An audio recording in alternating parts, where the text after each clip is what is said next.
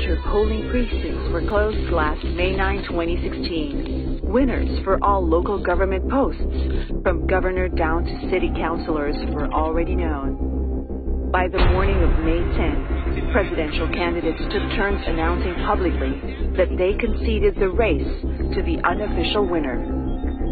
Drama begins to unfold, and unbeknownst to the Filipino people, it was over before it even started. Philippine democracy was hacked. May 9, 2016, at approximately 6 p.m., as people across the country are glued to their TV screens, they noticed a 2-hour results blackout at a time when transmission of election results should have been peaking. This was confirmed by political parties hooked up to the PPCRV Quick Count Center. Election results resumed briefly by around 8 p.m. An hour later, another blackout occurred. While the Filipino people slept, results steadily poured in quietly. By the morning of May 10, 2016, supporters of VP candidate Bongbong Marcos decried what would seem a foul setting that happened that evening. After the series of blackouts, his almost 1 million lead was obliterated, ending in a mere 250,000 difference between him and Leni Robredo. The results differed significantly from surveys conducted leading to the race and exit polls. Some observers outside the Marcos camp would note that the trend twisted after these blackouts. The election results the Filipino people were seeing in TV and hearing in radio that fateful day actually came from a computer dubbed the Transparency Server. Installed in a makeshift data center in PPCRV headquarters along UN Avenue, Manila, the Transparency Server belongs to a series of servers and computers which were never subjected to any form of review or audit. This contravenes express provisions of RA 9369, otherwise known as the Automated Election Law. No one really knows how the server works, save for only two parties, the Comelec and Smartmatic. Smartmatic is the only vendor of Comelec that configures, supplies, and maintains all vital components of the AES.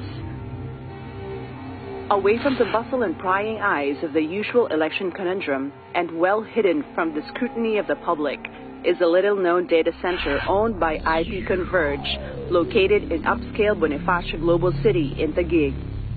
It housed the Q servers and other top-secret servers that would determine the fate of the nation for the next 6 years.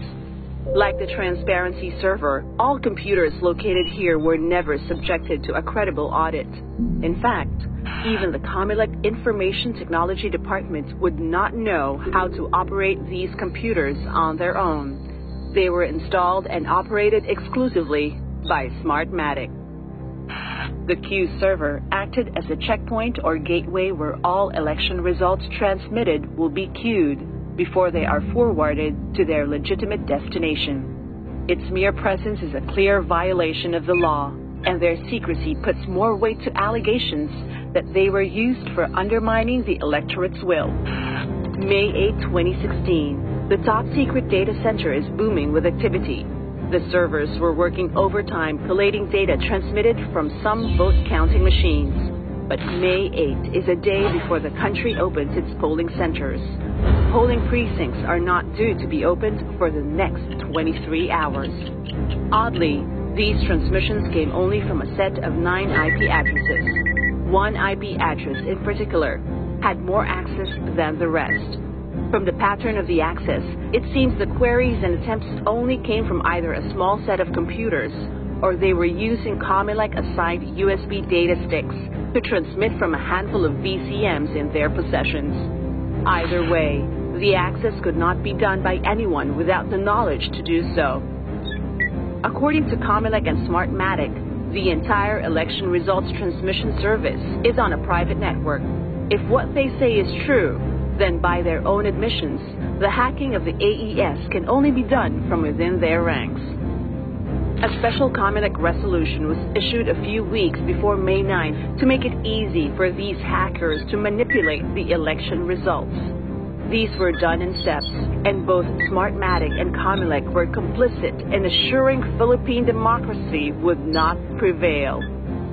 December 2015, COMELEC officials are ordered to upload the election project of precincts, candidates lists, and all other required election data to the election management system. They are unable to do it, and so the task is handed over to Smartmatic.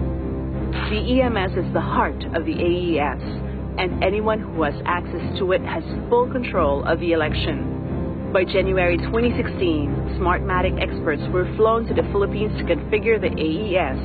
At this juncture, Smartmatic had full control of all the data and computers required for the automated elections. From data preparation and uploading to ballot generation, BCM and CCS configurations, passwords, and ballot layouts for each polling precinct. But how do they get this configuration from the EMS in order to create their own election and make these transmissions legitimate? The answer lies in COMELEC's new creation, the regional hubs. By virtue of COMELEC Resolution 10114, issued a mere 6 days before the election, 7 regional hubs were named. Contingency VCMs and CCS will be stationed in these regional hubs. It will be they who will be receiving the configuration files through a secure file transfer protocol or SFTP server, located just a few steps away from the EMS. The regional hubs were authorized to configure contingency VCMs and CCS and swap them with official VCM and CCS come election day. Despite this power granted, no political parties, media, nor poll watchdog were present to witness the activities inside the regional hubs. And since the swapping happens when a VCM malfunctions, then the swap is deemed legitimate. Cheating is seamless. There are traces of a dark history between Smartmatic and COMELEC, one that involves a tapestry of unsettling and motivated events. In the country's automated election history, Smartmatic failed to get the Technical Evaluation Committee certification within 90 days prior to the election, yet the issue was shrugged off by COMELEC. The International Certification Entity, SLI, tasked by COMELEC to audit the Smartmatic AES, gave an explicit comment that the rest of infrastructure should also be audited and reviewed. But these were placed as a footnote and were ignored by COMELEC altogether. As a result, while the EMS, CCS, VCMs underwent a public source code review, all other components, including the central servers, the transparency server, Q servers, and the entire election results transmission service were not subjected to a source code review nor infrastructure audit. It is the hacker's job to infiltrate, plan a virus to cripple the system, and proceed with their plans undetected. Clearly, Philippine democracy was hacked, our choice taken away.